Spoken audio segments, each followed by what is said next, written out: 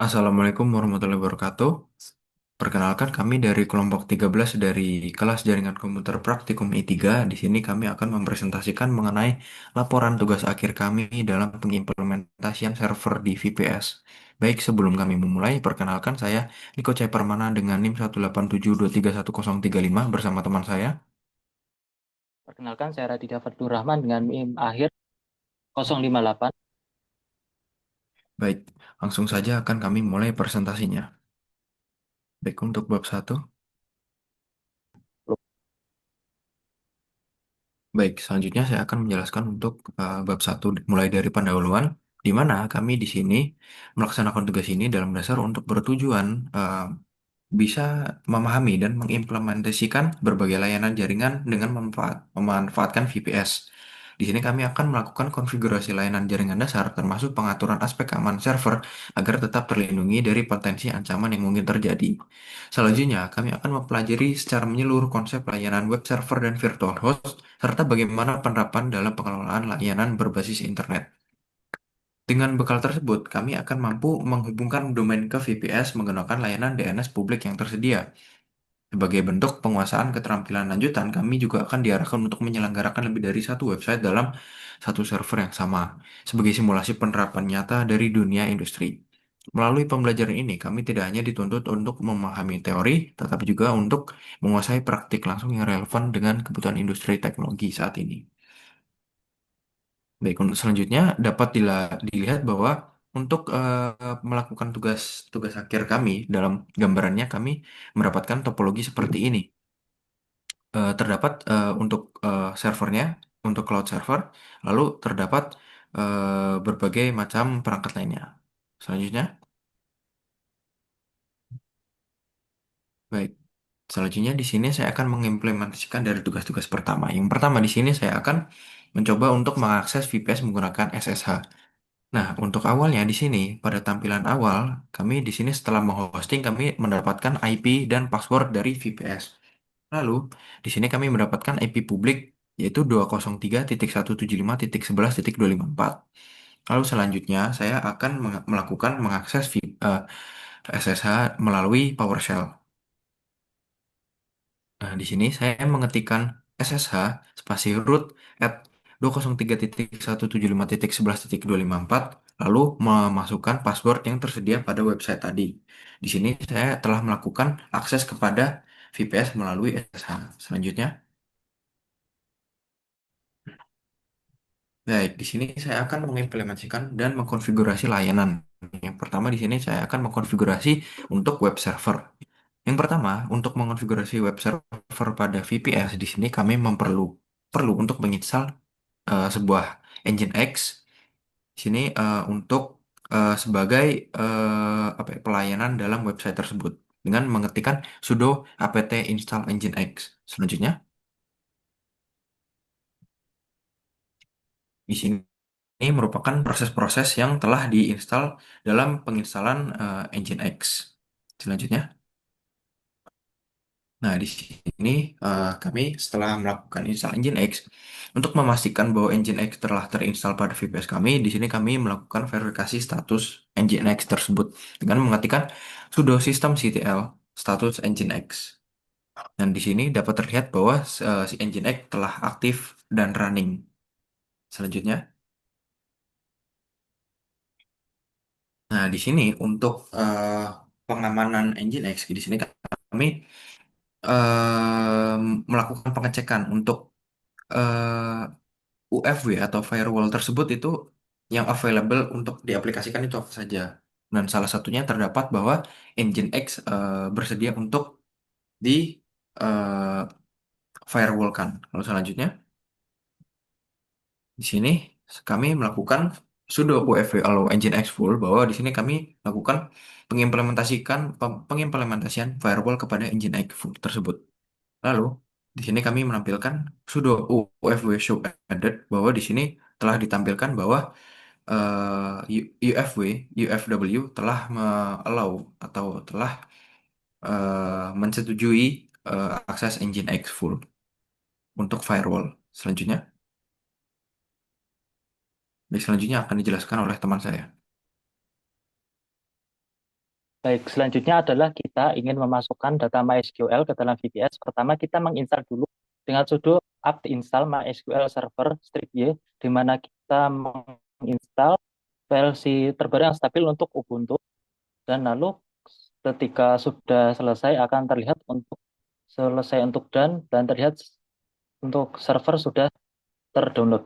Lalu selanjutnya kita di sini kita setelah mendownload kita mengatur konfigurasinya dengan sudo nano etd slash mysql slash mysql config ttd slash mysql d.cnf.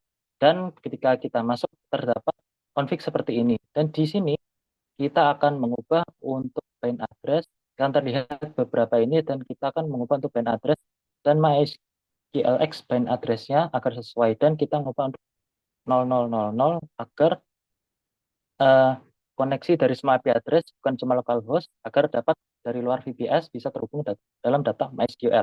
Lalu selanjutnya setelah kita terhubung, kita membuat di dalam MySQL ini. Pertama kita membuat database dengan create database db underscore jarcom agar terdapat database baru, dan kita membuat user di dalam MySQL itu dengan menggunakan create user Nico at localhost sebagai localhost, identified by HSDFE hashtag 1234 sebagai passwordnya, dan selanjutnya grant or privilege on db jarcom bintang to Nico at localhost, di mana kita memberikan semua akses di db jarcom kepada Nico user tadi, plus all privilege untuk menyimpan perubahan dan exit untuk keluar dari MySQL itu tadi. Lalu lanjut kita menginstal ekstensi lain berupa PHP MySQL sudo apt install PHP MySQL untuk operasionalnya. Dan selanjutnya juga kita untuk mengkonfigurasi lagi seperti tadi. Dan di sini kita mengubah portnya menjadi 6606.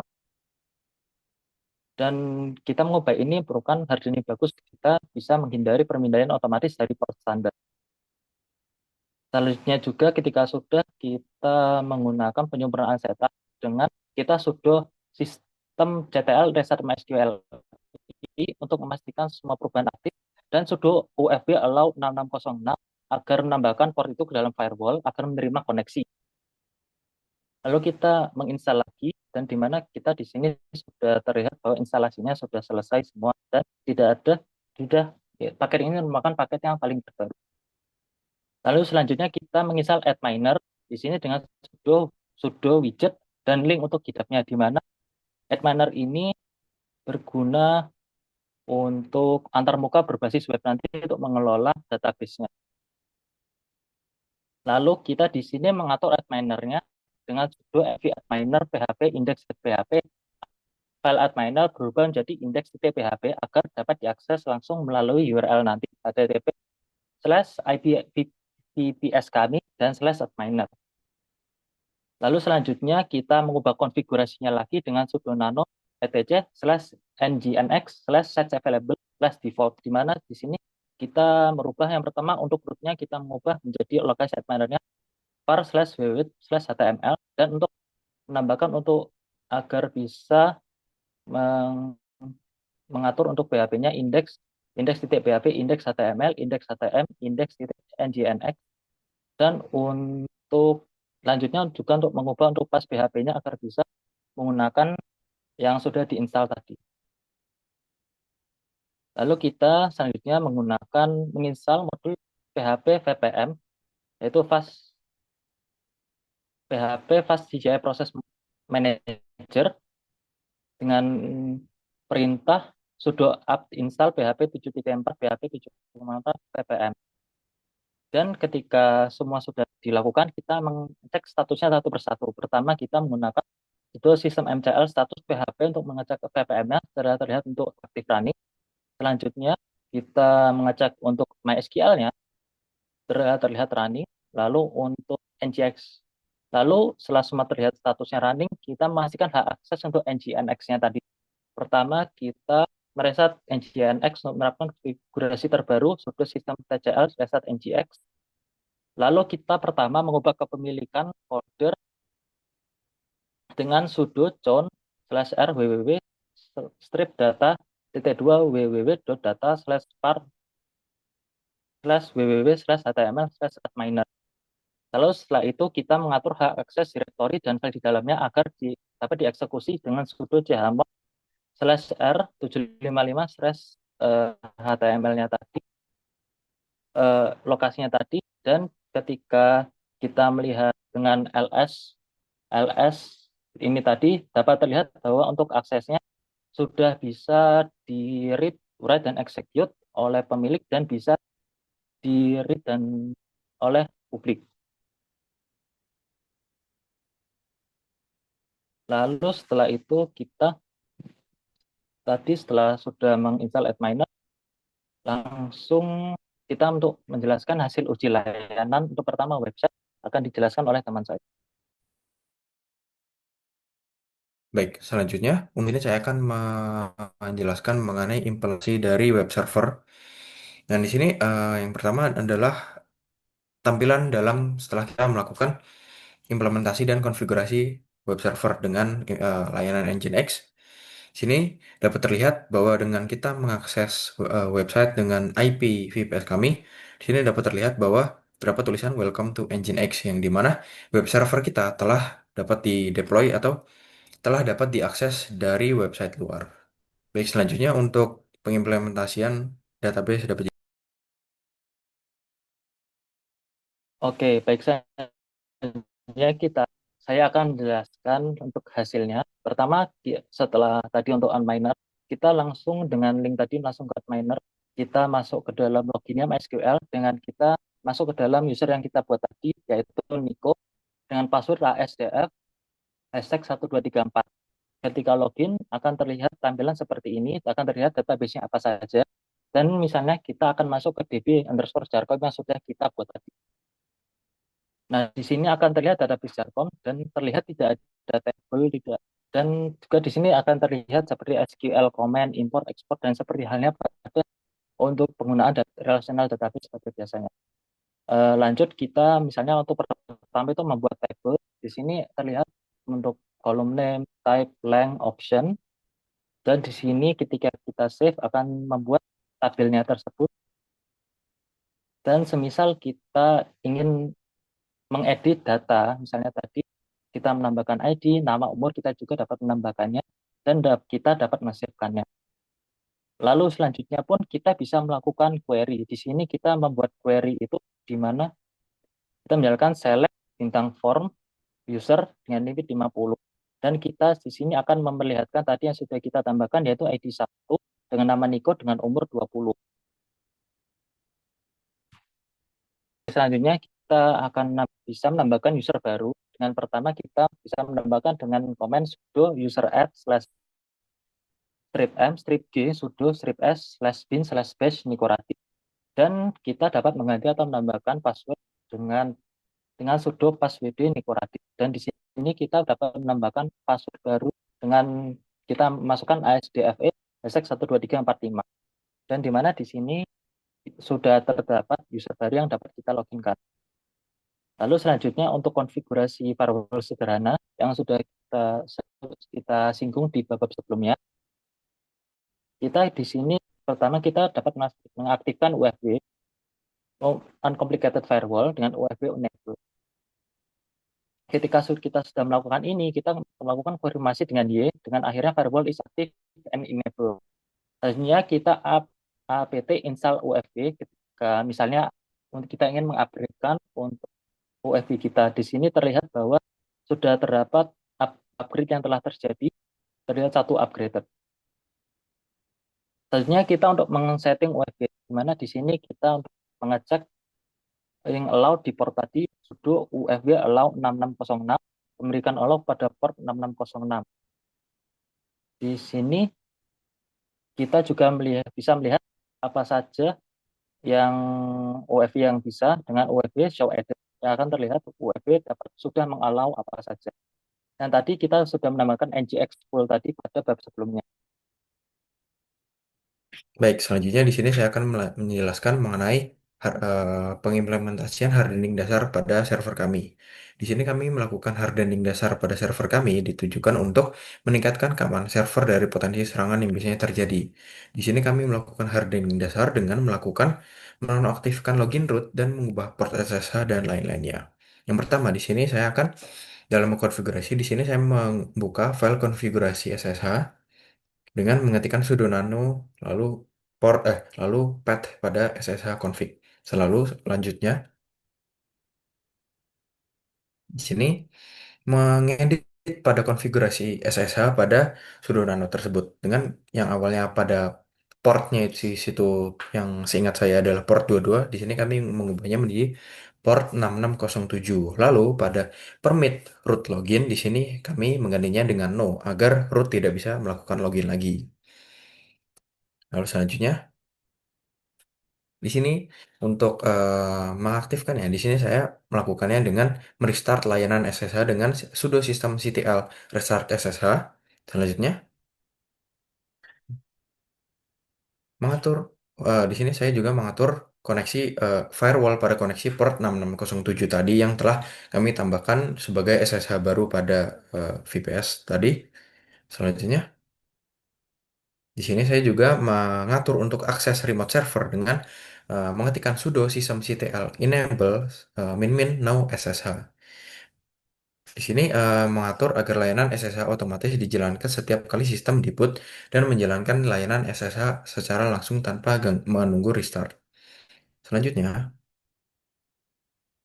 untuk memastikan bahwa proses tersebut lancar, di sini saya memastikan dengan cek dari status SSH tersebut dan dapat dilihat bahwa di sini aktif dan telah jalan. Selanjutnya, baik, untuk selanjutnya untuk tugas tambahan kami di sini kami melakukan konfigurasi web hosting sederhana dengan virtual host dan domain sendiri di VPS. Baik, yang pertama di sini saya akan menginstal dan mengkonfigurasi web server. Yang pertama di sini melakukan pengujian koneksi SSH.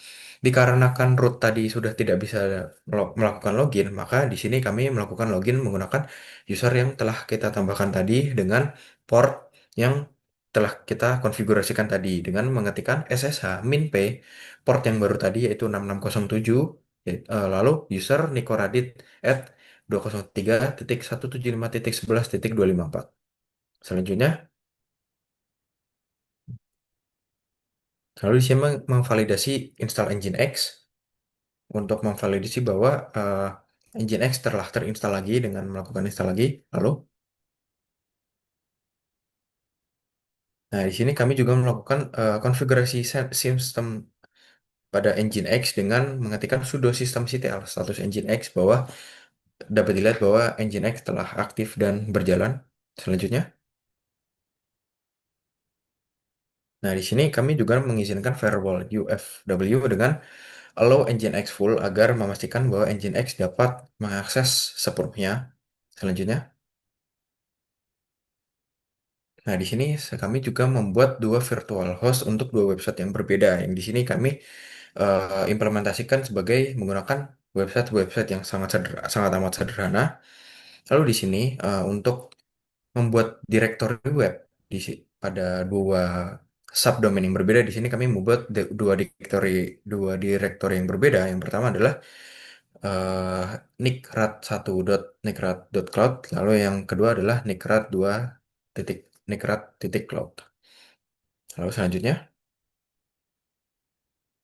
nah di sini kami juga melakukan penyesuaian dengan virtual host dengan melakukan chown pada folder tersebut. Lalu selanjutnya,